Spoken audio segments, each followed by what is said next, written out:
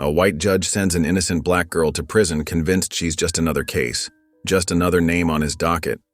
But what he doesn't know? She's the daughter of the most powerful man in the justice system, his own boss. And when the truth comes out, his entire world is about to come crashing down. How far will her father go to bring justice? And will the judge survive the reckoning that's coming for him? This is a story of betrayal, redemption, and the fight for a justice system that sees all people as equal. Before we get into the story, comment below where in the world you are watching from today. Sunlight filtered through Maya Johnson's cream-colored curtains, casting warm patterns across her carefully organized desk. Her Yale Law School poster caught the morning light, the bold blue letters seeming to glow with promise against the crisp white paper. Maya stretched and reached for her phone, a smile spreading across her face as she read a text from her best friend about meeting after school. The familiar comfort of her bedroom with its neat bookshelves and color-coordinated study materials wrapped around her like a warm blanket. Perfect timing, she whispered to herself, sitting up in bed and running her fingers through her curly hair. Her eyes drifted to the framed photograph on her nightstand, a younger version of herself standing proudly next to her father on the courthouse steps, his Chief Justice robes flowing in the wind. His hand rested protectively on her shoulder in the photo, both of them beaming with shared dreams. That had been the day she decided to follow in his footsteps. Tomorrow was Mom's birthday, and Maya was determined to find something special. Camille Johnson deserved the world for all she did for their family. The endless encouragement, the late-night study sessions with hot chocolate, the unwavering support through every challenge. The thought of surprising her mother made Maya's heart warm as she got ready for school, carefully choosing her outfit and gathering her books into her leather messenger bag. Downstairs, the kitchen was alive with morning activity. The smell of coffee and fresh pancakes filled the air as Camille stood at the stove, humming softly to herself while she worked her magic with the spatula. Charles Johnson sat at the table, his broad shoulders hunched over the morning paper, his reading glasses perched on the bridge of his nose. The morning sunlight streaming through the bay windows caught the silver in his temples. "Morning, sweetheart," Camille called out, flipping a perfectly golden pancake with practiced ease. "Sleep well?" "Morning, Mom." "Morning, Dad," Maya replied, settling into her usual spot at the table, the familiar wooden chair creaking slightly beneath her. The TV mounted on the kitchen wall caught her attention as a news anchor's voice filled the room, the volume low but clear. Raising questions about judicial bias in the Harrison case, with critics claiming the ruling shows a pattern of discriminatory sentencing across multiple districts. Charles's frown deepened as he lowered his newspaper, the pages crinkling in his grip. "These cases keep piling up," he muttered, shaking his head in frustration. "Some of these judges shouldn't even be on the bench. The system needs—" "Like the ones you appointed, Dad?" Maya teased, trying to lighten the mood with a playful smile. But her father's sigh was heavy with concern, his shoulders sagging slightly. "It's more complicated than that, Maya. Sometimes people show their true colors only after they gain power." He took off his glasses, rubbing his temples with weathered fingers. "The courthouse is a mess right now. 3 major appeals this week alone, and each one more troubling than the last." Camille placed a plate of pancakes in front of Maya, her warm hand lingering on her daughter's shoulder with maternal affection. "Now about this birthday shopping you're planning," she said, changing the subject with practiced grace. "Please don't go overboard, sweetie. Your love is all I need." "Mom, you say that every year," Maya laughed, drizzling maple syrup over her breakfast in perfect circles. "But you deserve something special. You do so much for us." "Just be careful when you're out shopping," Camille advised, her voice taking on that familiar protective tone that Maya knew so well. "You know how I worry about you being out alone." Maya nodded, savoring the fluffy pancakes that melted in her mouth. After breakfast, she gathered her things for school, already planning her afternoon stop at Whitmore Boutique. The store was expensive, but they carried the kind of elegant accessories her mother loved, the ones that made her feel special. The school day passed in a blur of AP classes and college preparation discussions, with Maya taking detailed notes and participating in every discussion. When the final bell rang, She headed straight for the upscale mall where Whitmore Boutique stood among other high-end stores, its elegant facade gleaming in the afternoon sun. The boutique's interior was all gleaming glass and polished marble, with carefully arranged displays of designer items that sparkled under crystal chandeliers. Maya walked in confidently, her sandals clicking against the floor as her eyes scanned the shelves for something that would make her mother's eyes light up.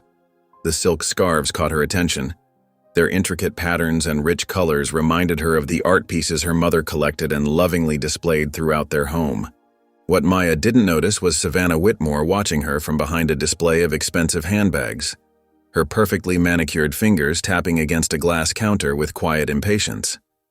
A smirk played across Savannah's face as she observed Maya browsing alone, her eyes narrowing with barely concealed contempt. Her red-painted lips pressed into a thin line as she watched the young girl move deeper into the store. Maya walked into Whitmore Boutique, the cool air conditioning a welcome relief from the warm afternoon. Crystal chandeliers sparkled overhead, casting rainbow reflections across gleaming glass display cases filled with luxury items. Her footsteps were silent on the plush cream carpet as she made her way toward the jewelry section, breathing in the subtle scent of vanilla and leather that permeated the high-end store. "This has to be perfect," she whispered to herself, scanning the elegant displays. Her mother deserved something special, something that showed just how much Maya appreciated everything she'd done. All those late nights helping with homework, the countless sacrifices, the unwavering support through every challenge. A delicate gold bracelet caught her eye. The intricate pattern reminded her of the way her mother's eyes crinkled when she smiled, like sunlight dancing through leaves. Maya leaned closer, examining the craftsmanship, running her finger along the glass above the delicate chain. When she checked the price tag, her heart sank a little, but she had been saving up for months, carefully setting aside money from her part-time job at the library. Unbeknownst to Maya, Savannah Whitmore stood near a display of designer handbags, her manicured fingers tapping against her arm as she watched. Her lips curled into a slight smirk as she observed Maya's careful browsing, her perfectly styled blonde hair falling over one shoulder. While Maya remained absorbed in examining the bracelet, Savannah moved with practiced grace toward a different jewelry case. She picked up an expensive diamond necklace, pretending to admire it in the light, turning it this way and that so the stones caught the gleam of the chandeliers. Her eyes darted around, making sure no cameras were focused on her. Maya's tote bag sat slightly open on her shoulder, presenting the perfect opportunity. In one fluid motion, Savannah passed behind Maya and dropped the necklace into the open bag. Maya, still focused on the bracelet, didn't notice the slight movement or the whisper of silk as Savannah's designer blouse brushed past her. Savannah's heels clicked against the floor as she approached Mr. Connolly, the store manager. He stood near the counter, nervously adjusting his tie, a habit he'd developed from years of catering to the wealthy Whitmore family, whose name adorned the store's elegant facade. "Mr. Connolly," Savannah whispered, her voice dripping with false concern, her perfectly painted lips barely moving. "I hate to say this, but I just saw Maya Johnson steal something. You might want to check her bag before she leaves." The manager's face paled, small beads of sweat forming on his forehead. "Are you certain, Miss Whitmore?" "Absolutely," Savannah replied, her eyes wide with manufactured innocence. "I saw it with my own eyes."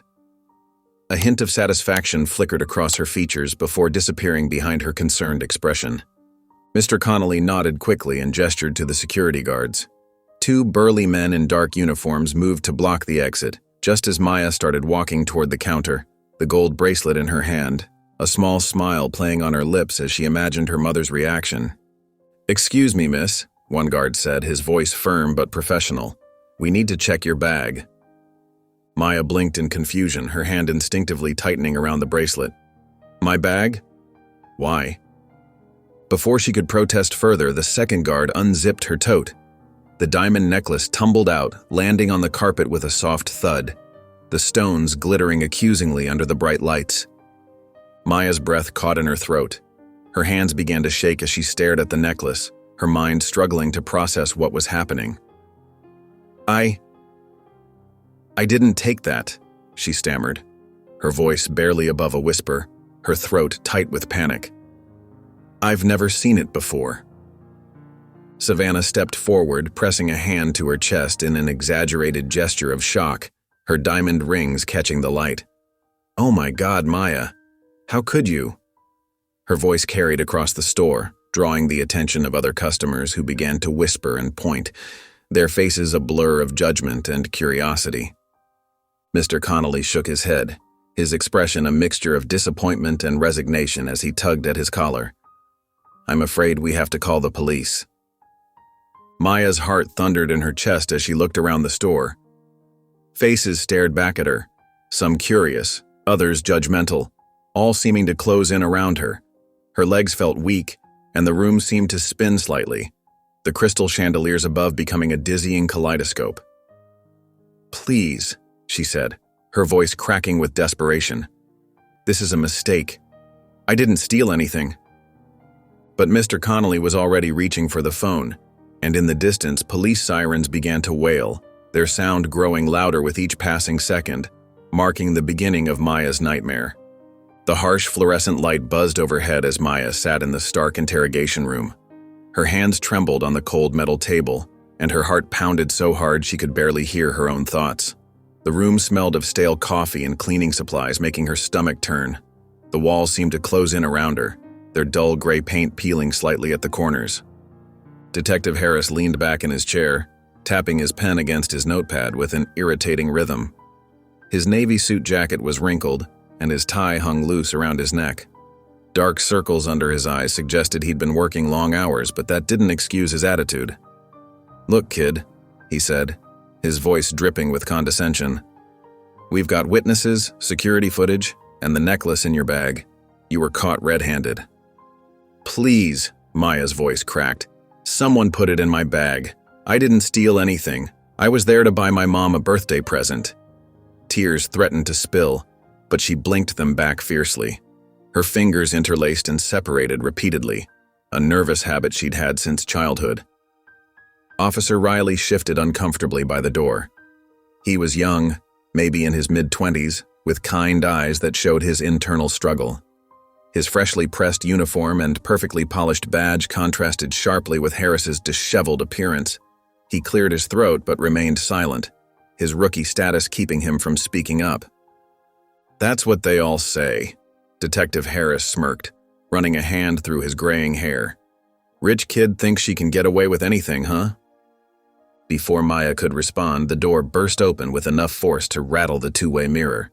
Camille Johnson rushed in, her face etched with worry, her designer handbag swinging wildly at her side. "Baby," she cried, moving to embrace Maya, but Detective Harris held up his hand, palm out like a traffic cop. "Ma'am, please stay back. We're in the middle of an interrogation." Charles Johnson entered behind his wife, his presence filling the small room like a gathering storm. His usual composed demeanor barely contained his anger, visible only in the slight twitch of his jaw and the steel in his dark eyes. "I'm Chief Justice Johnson," he stated, his voice steady but intense, each word carrying the weight of his authority. "And that's my daughter you're interrogating without proper representation." Detective Harris's smug expression faltered slightly, but he recovered quickly, straightening his crooked tie. "Your Honor, with all due respect, your daughter was caught stealing a $5,000 necklace from Whitmore Boutique." "My daughter," Charles emphasized each word, stepping closer to Harris's desk, "is innocent." Camille stepped forward, her hands clasped tightly until her knuckles turned white. "Please, this has to be a mistake. Maya would never steal anything. She's going to Yale next year, for heaven's sake. She has a full scholarship." "Mrs. Johnson," Harris shrugged, spreading his hands in a gesture of false sympathy. "The evidence says otherwise. We have multiple witnesses, including Savannah Whitmore herself, who saw your daughter take the necklace." "Savannah?" Maya's voice rose, her chair scraping against the floor as she sat up straighter. "She's lying. She must have—" But Harris cut her off with a sharp look that made her words die in her throat. "We're charging her with grand larceny," Harris announced, standing up and adjusting his belt with an air of finality. "Given the value of the item—" "This is absurd," Charles interrupted, his jaw tight enough to crack teeth. "I want to see this supposed evidence immediately." Every frame of footage, every witness statement. "Sir, I understand you're upset, but your position doesn't change the facts. Your daughter will be processed like any other suspect." Harris's words carried a hint of satisfaction that made Maya's skin crawl. Camille let out a sob that seemed to come from deep in her soul, reaching for Maya again. This time, Officer Riley stepped aside slightly, his conscience apparently winning over protocol, allowing mother and daughter to embrace briefly before Harris ordered them separated with a sharp bark. Maya was led to a holding cell, her legs feeling like lead with each step down the fluorescent-lit corridor. The cell was small, with gray walls and a single metal bench bolted to the floor. The sound of the door clanging shut echoed through her bones, a finalizing sound that made everything feel terrifyingly real. Sitting alone on the cold bench, Maya stared at the blank walls, counting the scratches previous occupants had left behind. Her mind raced through the events at the boutique, trying to piece together how this had happened. She remembered Savannah's cold smile, the way she'd bumped into her near the jewelry counter. A tear rolled down her cheek, and she wiped it away roughly with the back of her hand, leaving a slight red mark on her skin. She wouldn't break down. She couldn't. Through the small window in the cell door, she could hear her mother's muffled pleas and her father's controlled but angry voice echoing down the hallway. Maya squared her shoulders, drawing in a deep breath that smelled of disinfectant and despair. She was innocent, and somehow she would prove it. She had to, or everything she'd worked for would crumble around her. The Johnson family's elegant living room felt like a prison of its own that evening. Camille's heels clicked against the hardwood floor as she paced back and forth, her normally warm brown eyes now red and swollen from crying. Her hands trembled as she wrapped her arms around herself, trying to hold it together. The family photos on the walls seemed to mock their current nightmare, happy faces frozen in better times. "We have to get her out," Camille sobbed, her voice breaking. "Our baby girl can't spend the night in jail. She's all alone, Charles. All alone." She grabbed a tissue from the box on the coffee table, crushing it between her trembling fingers. Charles sat rigid in his leather armchair, his powerful hands clenched into tight fists. His jaw worked silently as he stared straight ahead, but behind his stern expression, his brilliant legal mind was already mapping out strategies, considering judges, analyzing precedents. The weight of his position as Chief Justice, usually a source of pride, now felt like a crushing burden. Camille stopped in front of him, her tears falling freely now. "Say something. Why aren't you saying anything?" Her voice echoed off the high ceilings, filling the room with her desperation. Charles remained eerily silent, his breathing measured and controlled. The ticking of the grandfather clock in the corner seemed to mock their helplessness. Each second, another moment their daughter spent alone in custody. Meanwhile, at the county jail, Maya stood perfectly still as the guard pressed her fingertips into black ink, then rolled each one carefully onto the fingerprint card. The ink felt cold and sticky on her skin, like tiny spiders crawling across her fingers. She tried not to flinch when the guard grabbed her wrist to position her hand, the woman's grip unnecessarily firm. "Next finger," the guard said mechanically, as if she processed innocent 17-year-old girls every day. Her face remained impassive, avoiding Maya's eyes as she went through the routine. After fingerprinting, they led Maya to a holding cell where 3 other girls lounged on metal benches. They looked up when she entered, sizing her up with curious stares. One girl, with bright pink hair and multiple piercings, smirked and whispered something to her friend, causing them both to snicker quietly. Maya's school uniform suddenly felt like a beacon, marking her as different. Maya found an empty corner and sank down onto the cold bench, wrapping her arms tightly around herself. The cell smelled of disinfectant and stale air, with undertones of sweat and fear. The concrete walls seemed to close in around her as reality sank in. She was actually in jail. Her father's courtroom suddenly felt a million miles away. As midnight approached, Maya pulled her knees up to her chest, making herself as small as possible on the hard bench. The other girls had fallen asleep, their soft breathing the only sound besides the occasional echo of guards' footsteps in the corridor. Someone down the hall was crying softly. "I have to be strong," Maya whispered to herself, her voice barely audible. She pressed her forehead against her knees, fighting back tears. I have to be strong. Her school tie felt like it was choking her, but she didn't dare move to loosen it. The words became her mantra as she rocked slightly back and forth, trying to comfort herself in this cold, alien place. She thought of her mother's warm hugs, her father's quiet strength. She had to hold on to those memories to make it through this nightmare. The college acceptance letter sitting on her desk at home felt like it belonged to another life entirely. The harsh overhead lights never dimmed, making it impossible to tell how much time had passed. Maya's muscles ached from sitting in the same position, but she didn't dare lie down on the suspicious-looking bench. Instead, she kept whispering those same words over and over, willing herself to believe them. I have to be strong. I have to be strong. Each repetition felt a little more hollow than the last. The morning sun filtered through the tall courthouse windows, casting long shadows across courtroom 3B's polished wooden floors. Maya Johnson sat rigid at the defendant's table, her trembling hands gripping its edge until her knuckles turned white. Her navy blue dress, chosen carefully for court with her mother's help the night before, felt suffocating now, the collar too tight against her throat. Stay calm, Maya. The evidence is on our side, her attorney Olivia Carter whispered, placing a reassuring hand on Maya's arm. But Maya could hear the slight tremor of uncertainty in her voice, the same fear that had been growing since the preliminary hearing. Maya glanced back at her parents. Camille Johnson's face was already streaked with silent tears, her hands clasped in desperate prayer. Charles Johnson sat perfectly still beside her, his expression unreadable behind his wire-rimmed glasses. His dark suit and commanding presence usually brought comfort, but today, even he seemed powerless against the machinery of justice grinding into motion. Prosecutor Robert Delaney rose, straightening his red tie with practiced precision. His voice boomed through the courtroom like a judge's gavel. Your Honor, this is a simple case of privilege gone wrong. Ms. Johnson, despite her advantages in life, chose to steal a $40,000 necklace. He gestured to the security footage playing on the courtroom screen, his movements sharp and accusatory. The evidence is clear. The necklace was found in her possession. Maya's heart pounded against her ribs as she watched herself on screen, innocently browsing the store's display cases. Then static filled the screen, crackling and jumping.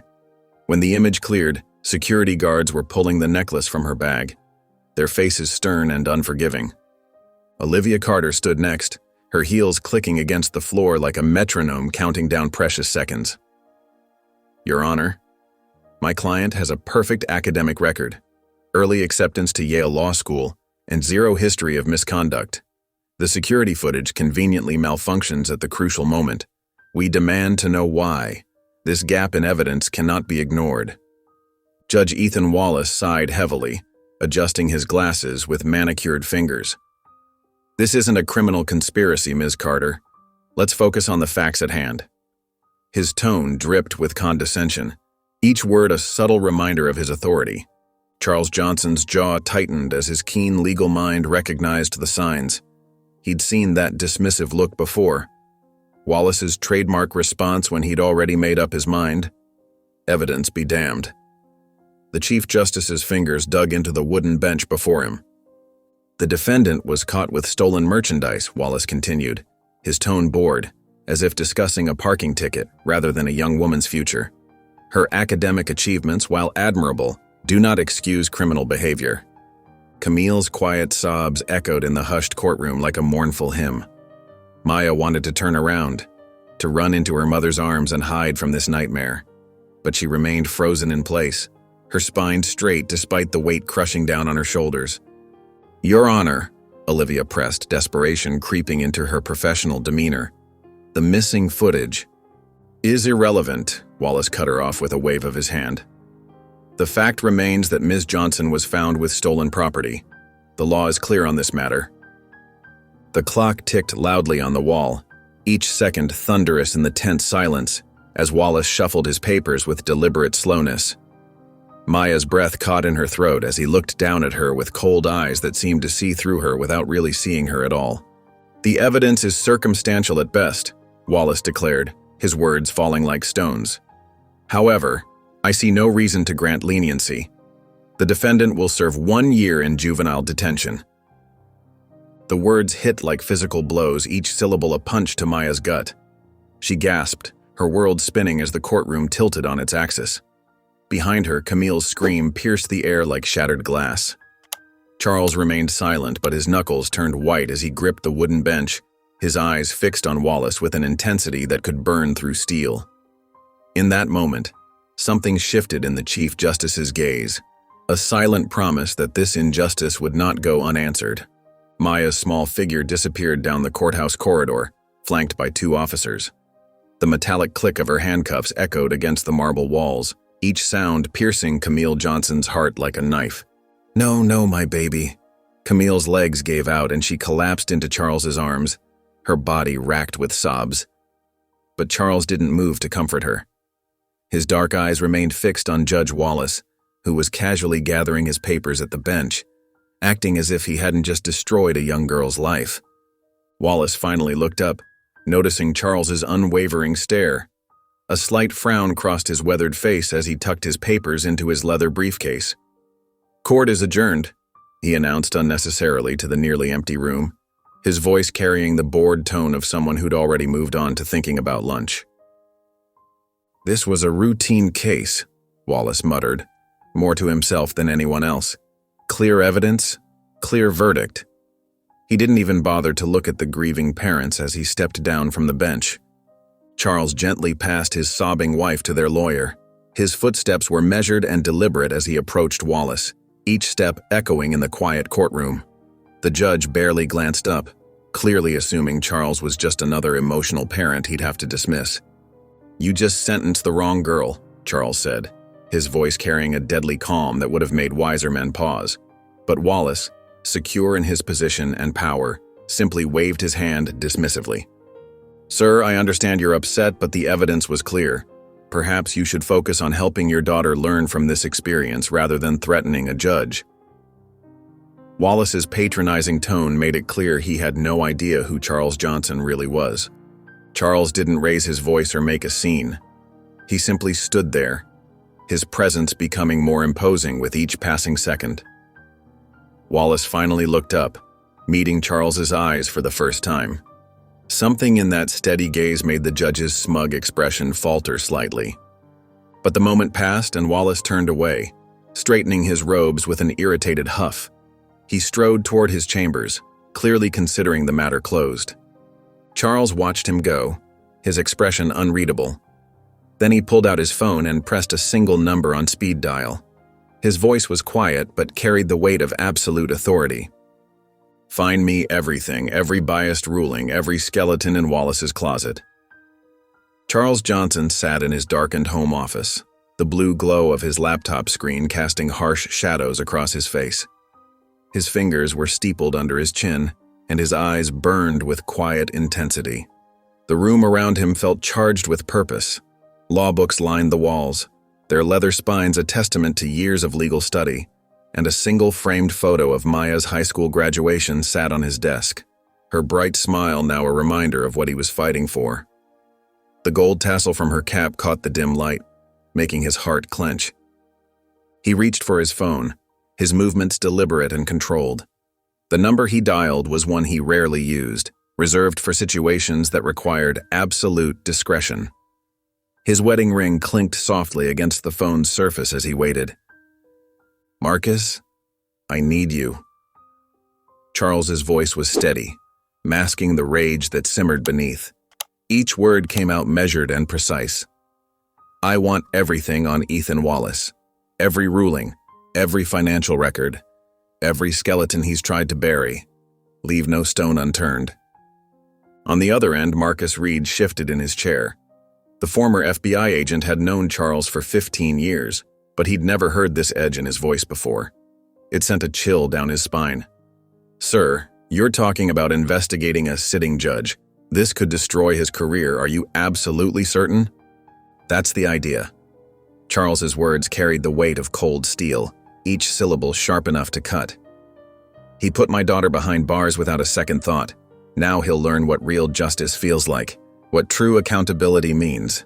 Marcus began his work immediately, his fingers flying across the keyboard.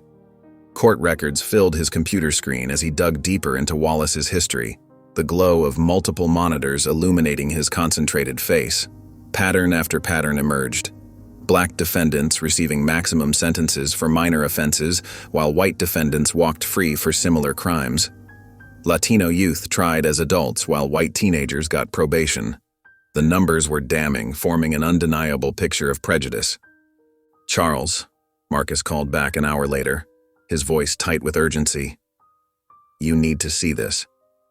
Wallace's sentencing statistics show clear racial bias. The disparity is too consistent to be coincidental. It's a pattern spanning his entire career. But that wasn't all. As Marcus dug through financial records, something caught his eye. A series of donations to Wallace's re-election campaign, all traced back to shell companies owned by the same wealthy donor.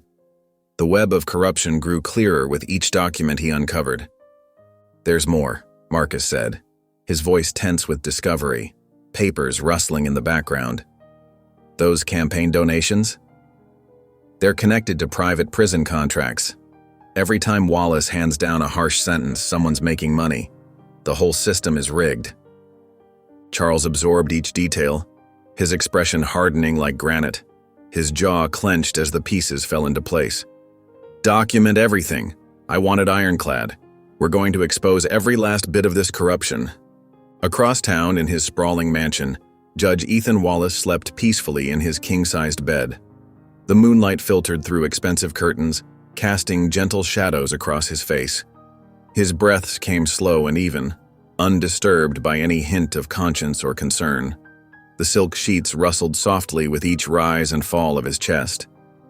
The judge had no idea that in Charles Johnson's office, the first pieces of his carefully constructed world were being pulled apart, thread by thread.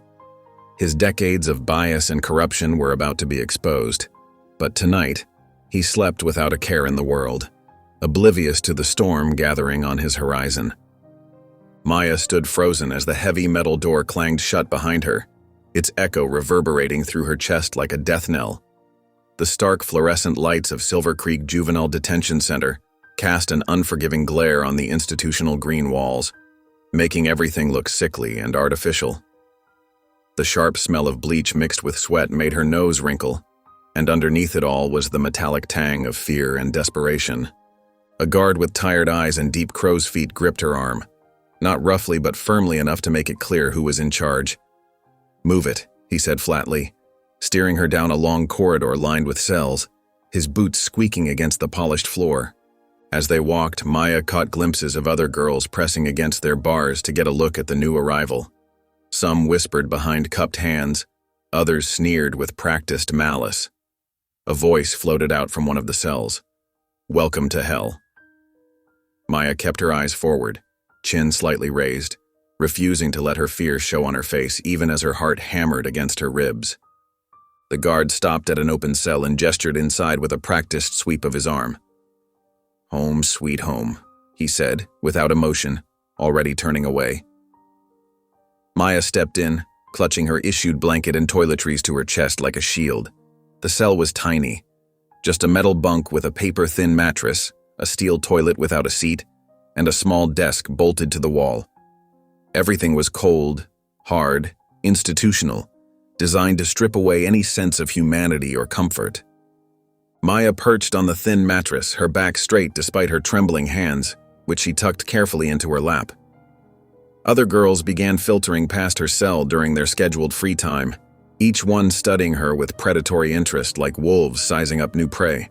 One girl with multiple braids woven tight against her scalp and hard eyes that had seen too much lingered by the bars, her posture radiating authority.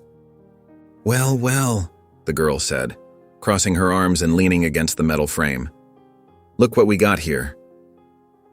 Maya recognized the voice as belonging to Tanya, whose reputation had preceded her even in the few minutes since arrival. The whispers had painted her as the unofficial queen of the block. "You don't belong here, rich girl." Maya kept her gaze steady but said nothing, remembering what she'd learned about prison dynamics from her father's cases and late-night discussions at the dinner table. Any sign of weakness would make her a target. Any show of defiance would make her an enemy.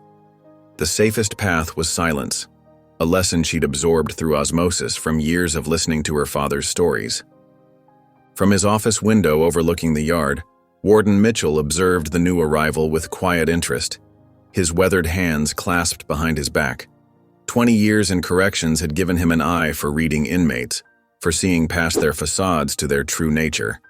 This one carried herself differently. There was fear there, yes, but also a core of steel that reminded him of tempered metal.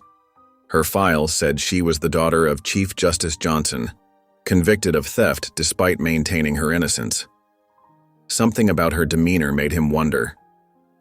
"This one's different," he muttered to himself, watching as Maya navigated her first interactions with the other girls with the careful precision of a tightrope walker. She moved with careful deliberation, neither cowering nor posturing. Smart. He'd seen enough new arrivals to know the ones who survived were those who found the delicate balance between strength and submission. When night fell, the cells grew quiet except for occasional sobs or whispered conversations that echoed off the concrete walls. Maya lay curled on her thin mattress, the rough blanket pulled tight around her shoulders like armor. The reality of her situation pressed down on her like a physical weight. 1 year in this place, separated from everything and everyone she loved, trapped in a world that operated by rules she was only beginning to understand. In the darkness, she allowed herself a moment of vulnerability, whispering words meant only for herself. "Stay strong." Her voice was barely audible, but in it was the same steel the warden had noticed, a determination that refused to break even here, even now. It was her mother's voice she heard in her head, warm and certain. "You are stronger than you know." The moonlight filtering through the narrow window cast bars of shadow across her face, a perfect metaphor for her current reality. Maya closed her eyes, knowing sleep would be nearly impossible in this strange and hostile place where every sound carried potential threat. But she had to try. Tomorrow would bring new challenges, new threats, new battles for survival in this concrete jungle. For now, though, all she could do was breathe and remember who she was. Not just an inmate number, but Maya Johnson, daughter of Charles and Camille, a girl who still believed in justice despite everything. And she would not let this place break her, no matter what it took. Charles Johnson's home office was shrouded in early morning darkness, broken only by his desk lamp's soft glow. Scattered across the mahogany surface were countless court files, their pages dog-eared and marked with yellow, sticky notes. Empty coffee cups littered the corners of his desk, testament to his sleepless nights. Charles lifted his coffee cup to his lips, his hands slightly trembling from too much caffeine and too little sleep. The dark circles under his eyes told the story of a father who couldn't rest while his daughter sat in a cell, her life slipping away one day at a time. The door opened with a sharp crack and Marcus Reed strode in, his face tight with barely contained anger. His tie was loosened and his usually pristine suit showed signs of a long night's work. He tossed a thick manila folder onto Charles's desk, sending several papers flying across the polished surface. "You're not going to believe this," Marcus said, flipping open the file to its first page with trembling fingers. Charles leaned forward, his bloodshot eyes focusing on the documents, hunger for justice evident in his intense gaze. "Talk to me," Charles commanded, his voice hoarse from hours of silence and worry. Marcus spread out several court transcripts, his movements quick and precise. "I went through every case Wallace presided over in the past decade. The pattern is clear as day." He pointed to highlighted sections, jabbing his finger at particularly damning passages.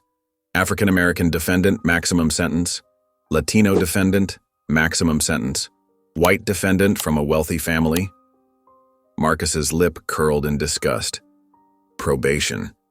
Every single time. Charles's hands clenched around his coffee cup so tight the ceramic creaked. "Show me the numbers." Minorities received sentences averaging 85% longer than white defendants for identical crimes. But here's where it gets interesting and infuriating. Marcus pulled out a stack of financial records, spreading them across the desk like a damning mosaic. William Whitmore, Savannah's father, has been padding Wallace's re-election campaign for years. We're talking thousands of dollars in perfectly legal donations, but there's more. He slid forward a bank statement, his hand shaking with suppressed rage. Offshore accounts, monthly deposits from shell companies traced back to Whitmore Enterprises. The paper trail is there, just buried deep enough to avoid casual detection. Charles stood slowly, his chair scraping against the hardwood floor with an ominous sound. So my daughter's freedom was bought. His voice was deadly quiet, like the calm before a storm. Wallace sold justice to the highest bidder, and Maya paid the price with her life. The morning sun was starting to peek through the windows, painting golden streaks across the wall as Charles made his way to the kitchen. Camille sat at the counter, her hands wrapped around an untouched cup of tea that had long since gone cold. Her face showed the same exhaustion that marked her husband's. She looked up as Charles entered, noting the steel in his eyes and the determined set of his jaw. "What did you find?" she whispered, both dreading and hoping for an answer. Charles planted his hands on the counter, his knuckles white with tension. "Everything we need." He met his wife's gaze, years of shared pain and determination passing between them. "I'm taking this public." His words carried the weight of a judge's gavel, final and absolute. Camille's eyes widened, understanding the magnitude of what her husband was about to do. The Chief Justice was declaring war on one of his own, and there would be no going back from this moment. The upscale cafe buzzed with the quiet murmur of business meetings and clinking coffee cups. Sunlight streamed through tall windows, casting warm patterns across the polished hardwood floors. Charles Johnson sat rigidly in a corner booth, his fingers drumming against the leather-bound file in front of him. His perfectly pressed suit and stern expression made him stand out even among the well-dressed lunch crowd. Marcus Reed's presence beside him was steady and watchful, his eyes scanning the room out of old FBI habit, noting every entrance and exit. Rachel Lynn slid into the seat across from them, her dark hair pulled back in a neat bun. The veteran journalist carried herself with quiet confidence, earned from years of chasing down difficult stories. She'd won 3 Pulitzer nominations for exposing corruption, but Charles had never seen her look this intrigued before she'd even opened a file. Her notebook was already out, pen poised. "Chief Justice," she said quietly, leaning forward slightly. "This must be serious if you're coming to me directly." Charles pushed the file across the polished table, his movements deliberate and controlled. "See for yourself." Rachel opened the folder, her practiced eyes moving rapidly across the pages. The afternoon light caught the slight tremor in her hands as her expression shifted from professional interest to genuine shock as she turned page after page. "These sentencing patterns," she muttered, shaking her head, color draining from her face. 10 years of data, Marcus added, his deep voice barely above a whisper. "Every case, every ruling, nothing left to chance." Rachel pulled out her reading glasses for a closer look, adjusting them carefully on her nose. "The racial disparity in these sentences is staggering. And these financial transactions." She looked up sharply, her eyes wide behind the lenses. "William Whitmore's campaign contributions? The timing can't be coincidental." "Precisely when his daughter needed a favor," Charles said, his voice cold and controlled, each word carrying the weight of suppressed anger. Rachel spread out several pages comparing dates and numbers with growing disbelief. "This goes beyond one case. Wallace has been systematically favoring wealthy white defendants while throwing the book at minorities." Her hand shook slightly as she pulled out her notebook. "How many cases are we talking about?"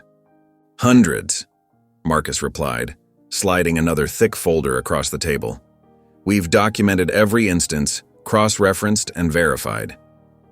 Rachel's pen moved quickly across her notepad, the scratching sound almost urgent. "This will shake the entire judicial system. You understand that, don't you? Careers will end. Lives will change."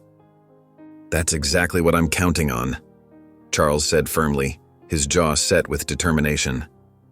Meanwhile, in his chambers, Judge Ethan Wallace lounged in his leather chair, feeling satisfied with himself.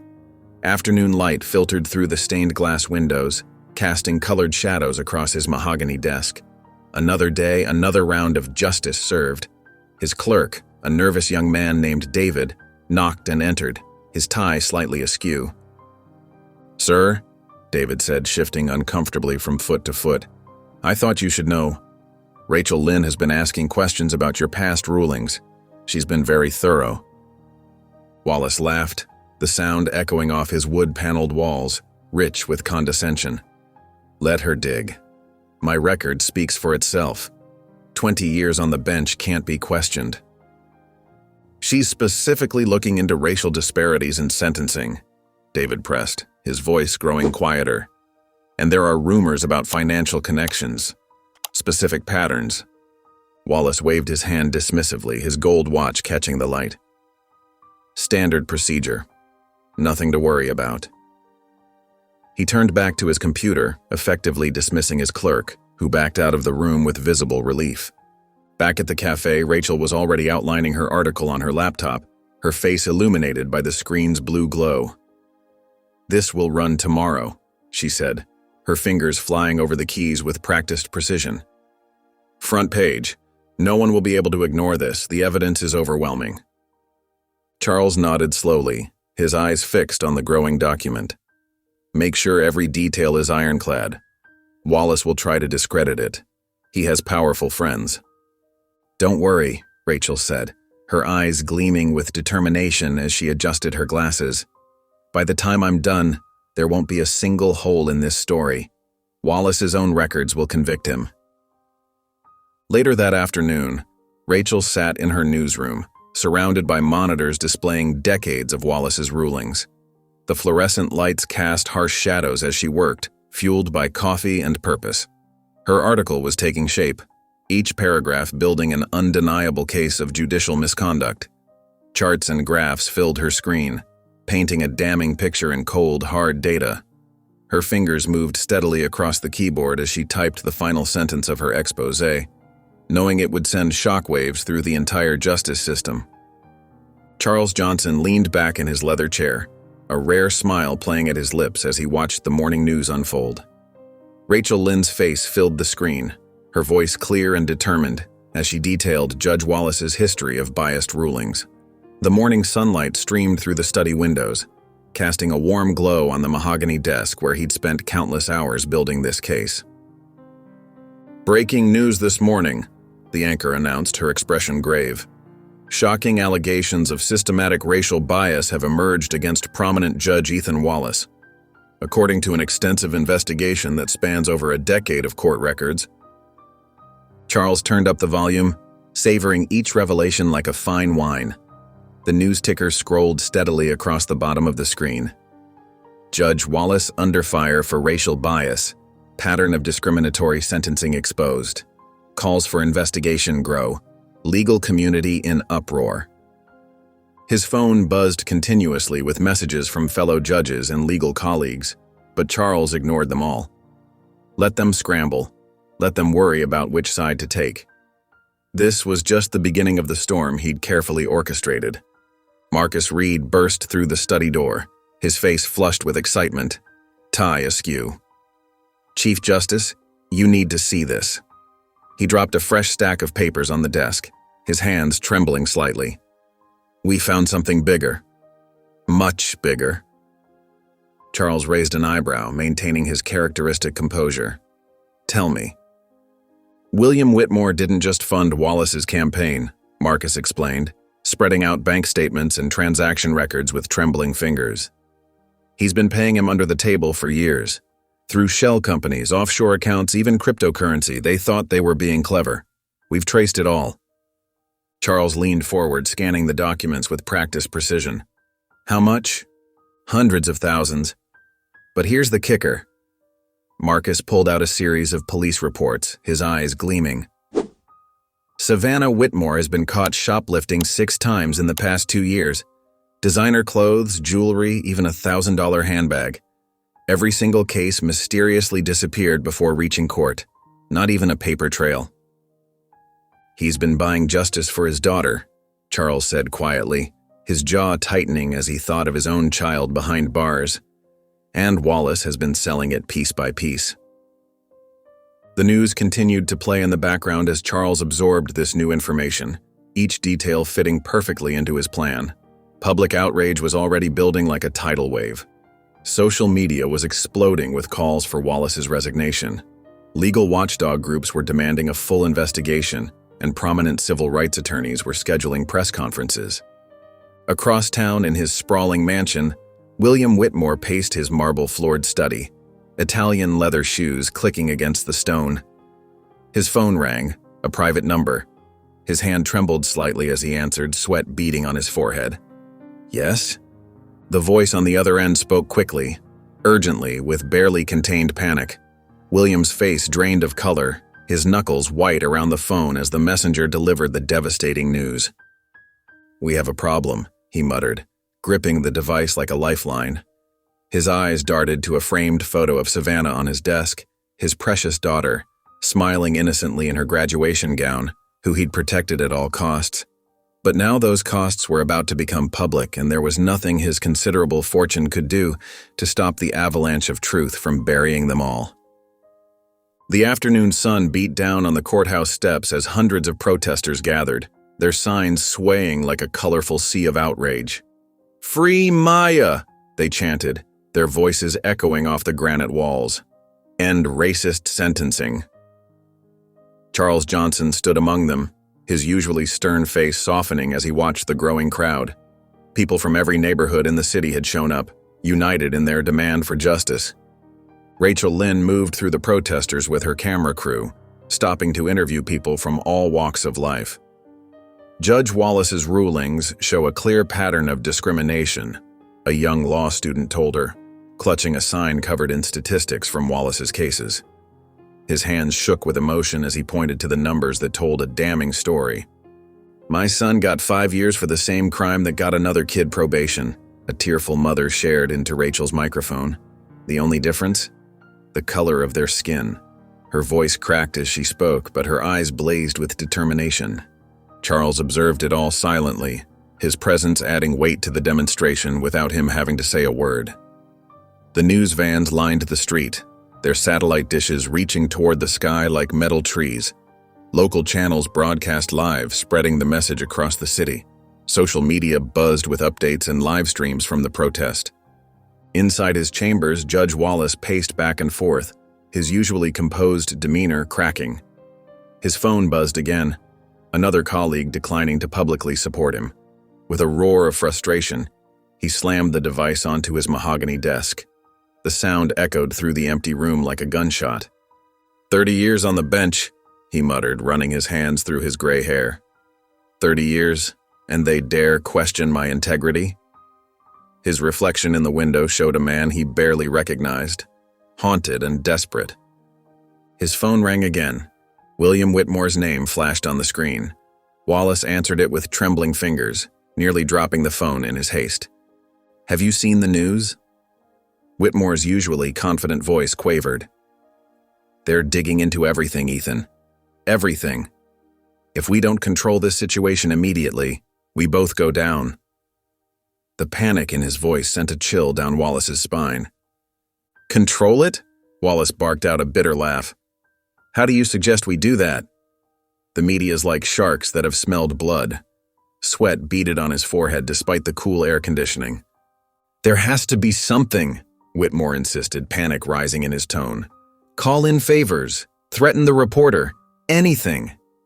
"Don't you understand?" Wallace hissed.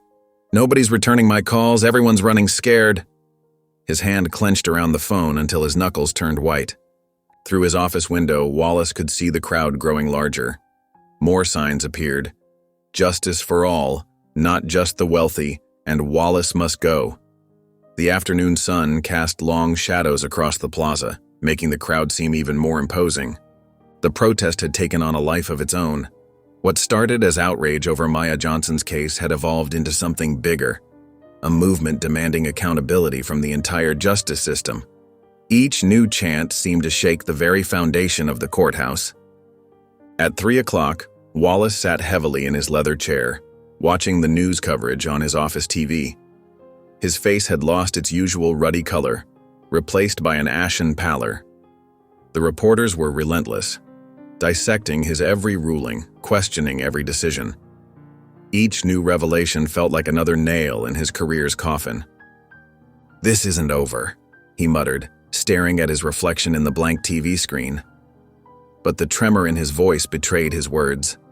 For the first time in his career, Judge Ethan Wallace felt the ground shifting beneath his feet, and he knew, with crushing certainty, that he was losing his grip on everything he'd built.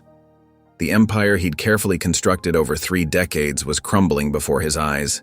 The fluorescent lights in Silver Creek's crowded cafeteria buzzed overhead as Maya Johnson sat alone, pushing a pile of mushy gray peas around her tray with her plastic fork. The food looked as unappealing as the drab, institutional walls surrounding her. At the other tables, the girls whispered and shot sideways glances, making it clear that Maya was the topic of their conversation. "Look at her acting all proper," someone muttered. "Bet she's never eaten cafeteria food before." Maya kept her eyes downcast, trying to ignore the stares. Her stomach rumbled, but she couldn't bring herself to take a bite. Everything felt wrong in this place. The scratchy uniform, the constant noise, the watchful guards always on patrol.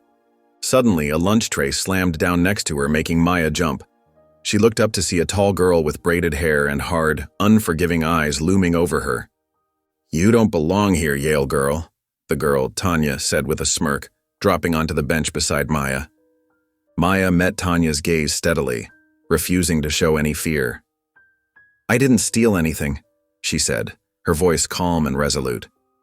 Tanya threw back her head and laughed, drawing more curious stares from the other inmates.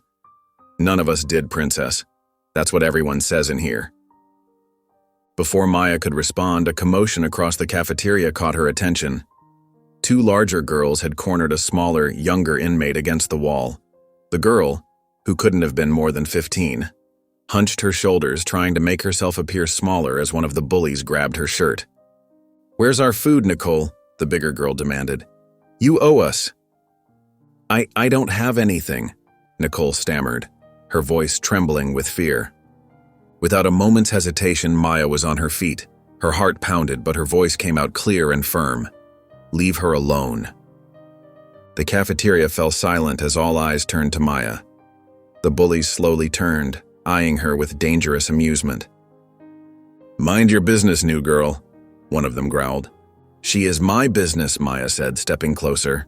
Her hands shook, but she clenched them into determined fists. "Back off." From his office window overlooking the cafeteria, Warden Philip Gates paused in his paperwork, watching the scene unfold with keen interest. Most new inmates kept their heads down, focused solely on survival. But this one was different. She had a fire in her that refused to be extinguished. The larger girls exchanged a look, clearly weighing whether Maya was worth the trouble. Behind them, Nicole stared at Maya with wide, grateful eyes. "Whatever," the lead bully finally muttered, shoving past Maya. "She's not worth it anyway." As the cafeteria slowly returned to its normal buzz of activity, Maya helped Nicole straighten her shirt. "You okay?" she asked gently. Nicole nodded quickly. "Thank you," she whispered, before scurrying away to safety. Later that evening, Maya sat on her thin mattress, her body aching from the tension of the day. But despite her exhaustion, she felt a small spark of pride. She hadn't let them break her. Tanya walked past Maya's bunk, pausing briefly. She gave Maya a slight nod, small but unmistakable. In this harsh and unforgiving place, respect had to be earned. Today, Maya had taken her first step towards earning that respect. The morning sun cast long shadows across the courthouse steps as protesters gathered in growing numbers. Their signs bobbed up and down like angry waves. "Free Maya! Stop racist sentencing! Wallace must go!" The crowd's energy crackled with purpose and determination, their voices growing stronger with each passing minute. Local news crews positioned themselves strategically, their cameras capturing the swelling tide of public outrage. Rachel Lynn stepped up to the microphone, her professional demeanor masking her own burning anger at the injustice she'd uncovered. The microphone whined with feedback before settling. Her hands gripped the podium tightly, steadying her resolve. "Judge Wallace's pattern of racial bias is undeniable," she announced, her voice carrying across the crowd. "How many other innocent young black men and women have been sentenced unfairly? The evidence shows this isn't just a few isolated cases, it's a systematic abuse of power." The crowd responded with loud chants of "No more Wallace." A mother held up a photo of her own son, tears streaming down her face. Others quickly joined her, raising more photos of loved ones affected by Wallace's biased rulings. Inside his chambers, Judge Wallace paced back and forth, his usual confidence crumbling as he watched the live coverage on his desktop monitor. His hands shook slightly as he adjusted his tie for the third time that morning. Beads of sweat formed on his forehead despite the cool air conditioning. His young clerk, Thomas, knocked softly before entering. The normally eager assistant now looked nervous, almost afraid to speak. His usual stack of papers was clutched tightly against his chest like a shield. "Sir," Thomas cleared his throat. "The governor's office called." Wallace's face drained of color. He gripped the edge of his desk, steadying himself. The polished wood beneath his fingers felt cold and unyielding. What did they want? They're concerned about the allegations. They're requesting a meeting. They specifically mentioned the protest coverage. Across town, Charles Johnson sat in a wood-paneled conference room with 3 state legislators. His voice was calm, but carried unmistakable authority as he laid out the evidence. The afternoon light filtered through Venetian blinds, casting striped shadows across the mounting pile of damning documents. "This isn't just about my daughter anymore," Charles explained, spreading out documents across the table. "Wallace has been systematically destroying lives for years. Here are 20 cases where minorities received maximum sentences for first offenses, while white defendants walked free for worse crimes. The pattern is impossible to ignore."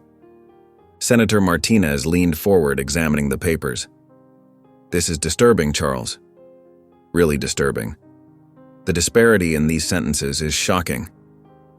"If the courts won't act," Charles said firmly, "the people will. We need a formal review of every case Wallace has presided over. Every single one." Outside, the crowd had swelled to hundreds. News vans lined the street, their satellite dishes reaching toward the sky like metal trees. Rachel Lynn continued her speech, now joined by other community leaders and civil rights attorneys. The atmosphere hummed with a sense of long overdue change. By late afternoon, Wallace sat alone in his office, a glass of whiskey trembling in his hand. The ice cubes clinked against the crystal as he raised it to his lips. His jacket was thrown over a chair, his tie loosened.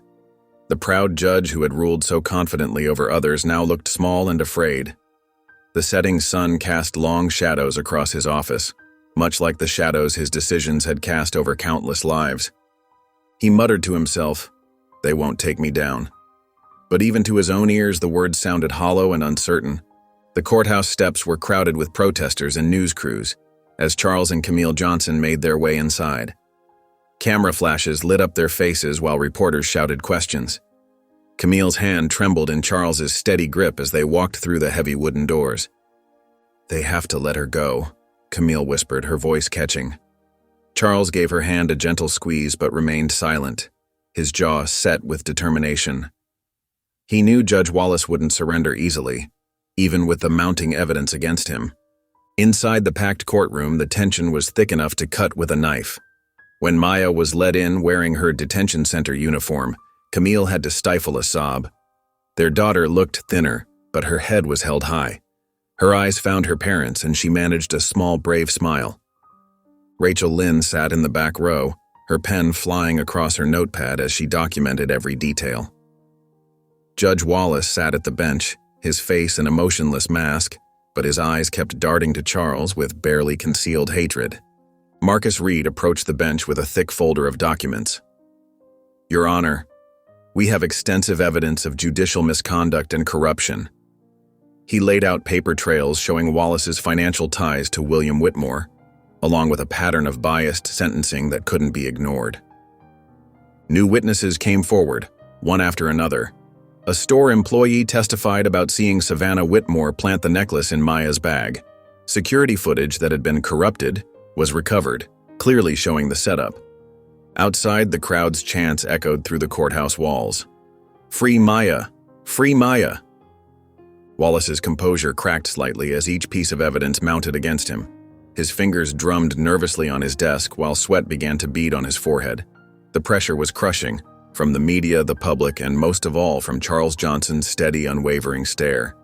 After the last witness testified, Wallace retreated to his chambers. He stood before the mirror, loosening his tie as sweat trickled down his temple. His reflection showed a man cornered, but his eyes still held a dangerous glint of defiance. This hearing was far from over, and Wallace wasn't ready to admit defeat. Not yet. The harsh fluorescent lights flickered to life in Maya's cell as the metal door creaked open. A guard's stern face appeared in the doorway. "Get up," she ordered. "You've got a visitor."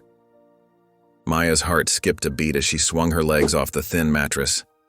Her hands shook slightly as she smoothed down her orange jumpsuit. Could this finally be the moment she'd been waiting for? The walk to the courthouse seemed to take forever. Each step echoed through the sterile hallways as Maya was led in handcuffs, her mind racing with possibilities.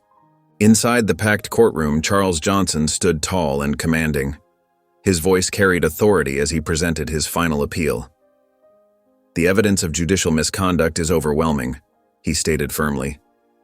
"My daughter's conviction was based on prejudice, not justice."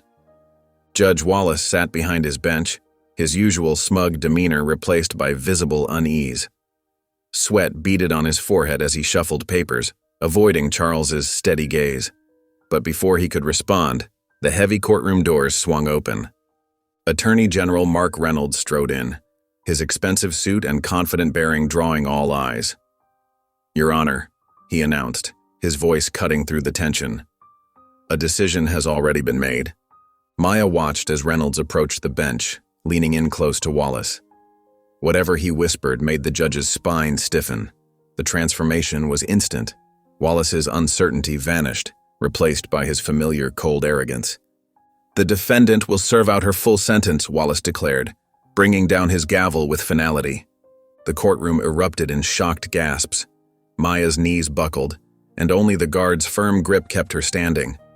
Through blurred vision, she saw her mother collapse into tears, while her father's face turned to stone, his eyes boring into Wallace with quiet, deadly rage. "This is an outrage," someone shouted from the gallery. Others joined in, their angry voices rising until Wallace threatened to clear the courtroom. Maya barely registered the journey back to Silver Creek. The handcuffs felt heavier now, the corridors darker. When they reached the transport area, reality crashed down hard. She was going back to her cell. Nothing had changed.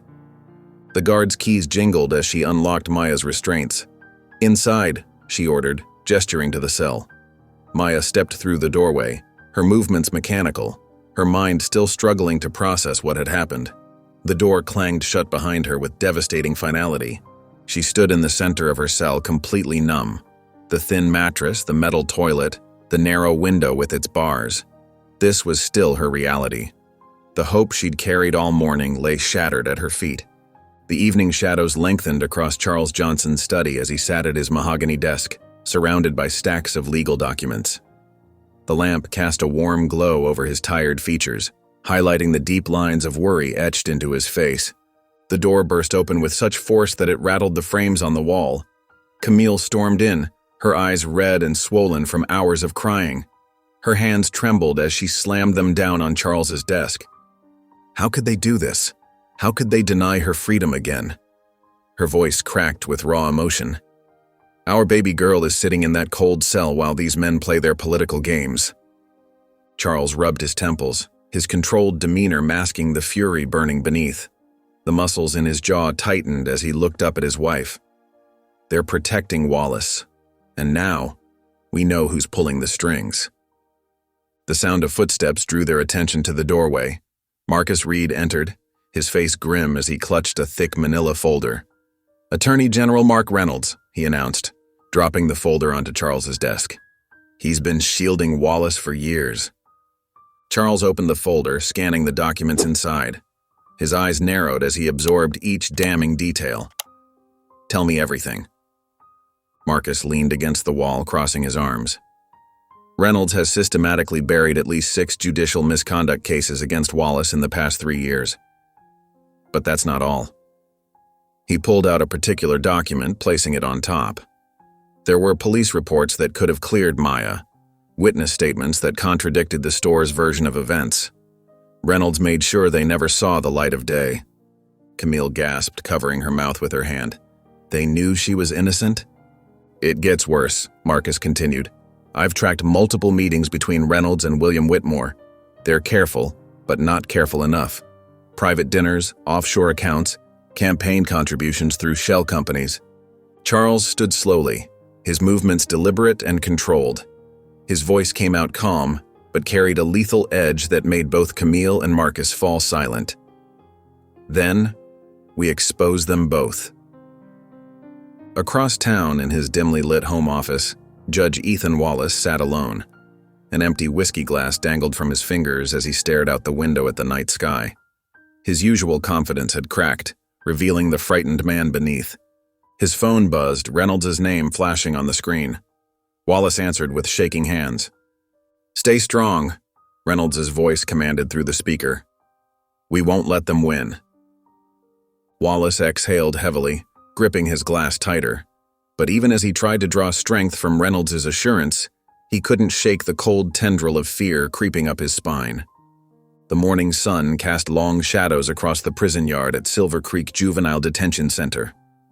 Maya Johnson sat alone on a metal bench, her eyes fixed on the chain-link fence that separated her from freedom. The events of yesterday's court hearing played over and over in her mind like a cruel movie she couldn't stop. A cool breeze rustled through the yard, carrying the distant sounds of other inmates playing basketball. Maya barely noticed. Her hands lay limp in her lap, her shoulders slumped with the weight of betrayal. Heavy footsteps approached and Tanya Brooks dropped onto the bench beside her.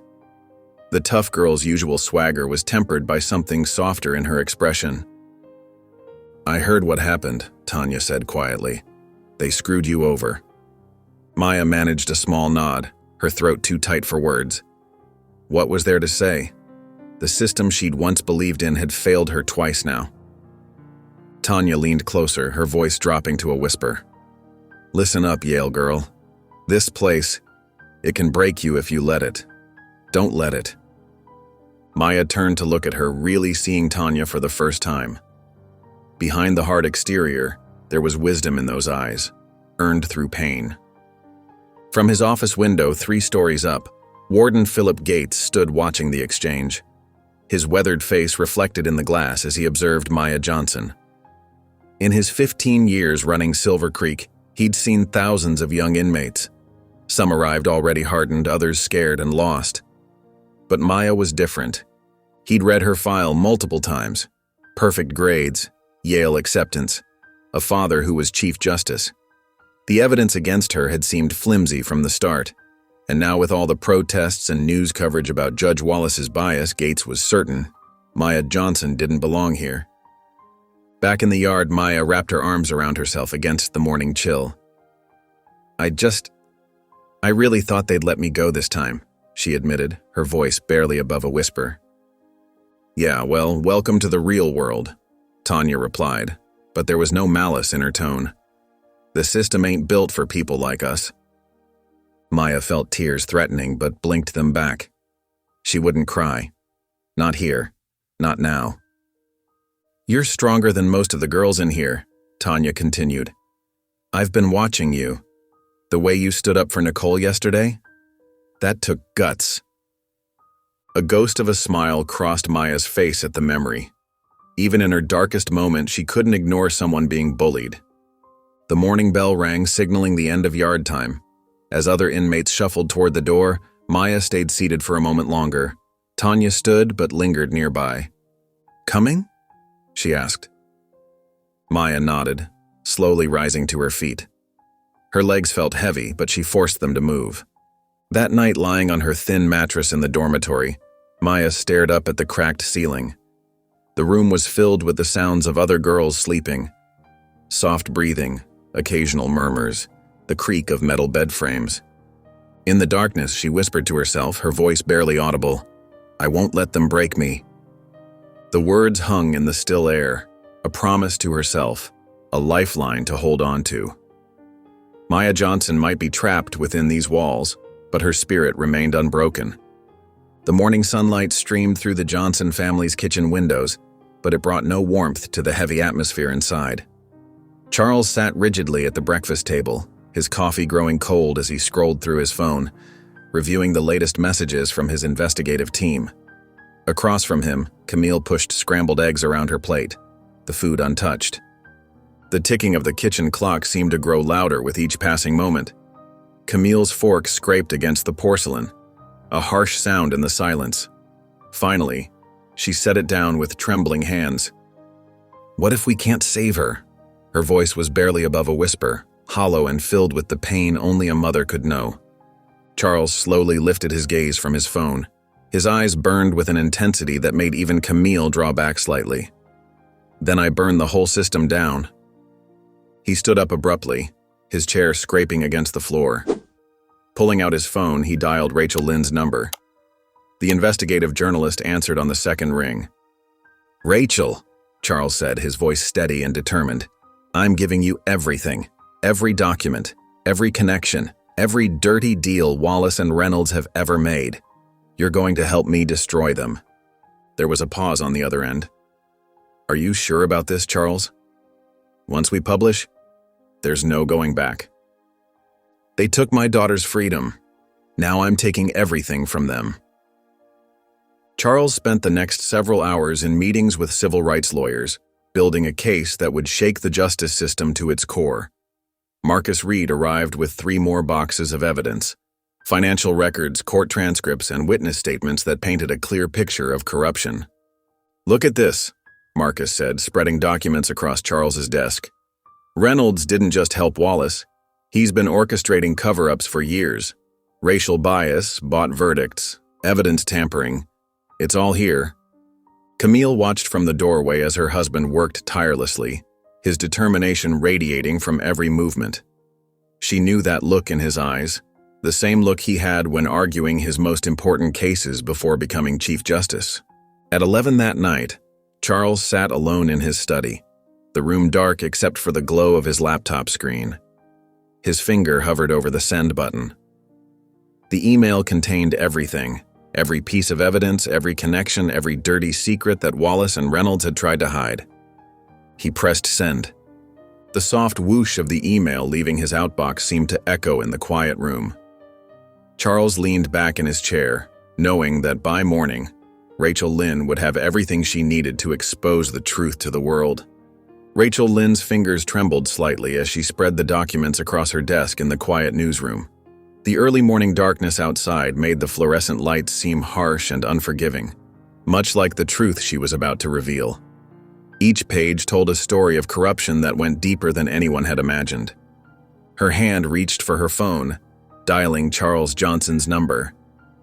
"This is enough to bring them both down," she said, her voice tight with anticipation.